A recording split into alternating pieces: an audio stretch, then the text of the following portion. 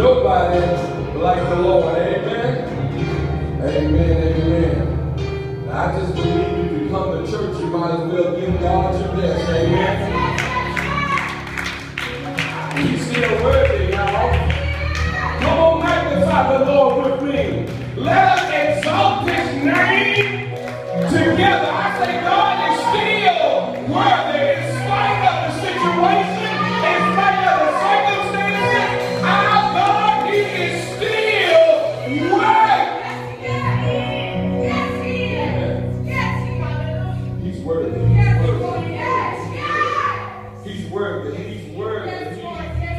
He's worthy. He is truly worthy of all of the praise, all of the glory, all of the honor. Amen. Amen. Amen. Amen. I want to share something with you. I want to share something with you, just how awesome our God is, just before the word. But you can go ahead and turn to Exodus 33.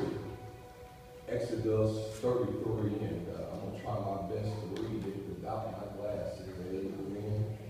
I may need some help here. Amen. But Exodus 33, and we'll look at verse number 7 through 11. But I got an amazing phone call last week from one of my friends in Atlanta, Georgia. And I missed the call, so I returned his call back just to see what was going on. And he said, Mike, I just finished talking to a guy. I said, okay. He said, I'm tired of getting your sermons on Facebook little by little by little. I said, okay, where you going with this? He said, I just talked to this guy who's going to put Raining Manna on live. All right.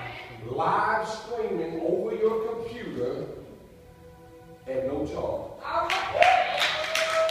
Now to the ministry, amen. He's taking care of all the expenses. Now Pastor Faye just got up last Sunday and shared with you all how much I believe in technology. And watch how God works, amen. To be able to go all across the world at no cost to us at all. He is paying for it himself. I thought I could get a few amens right there, a hand clap or a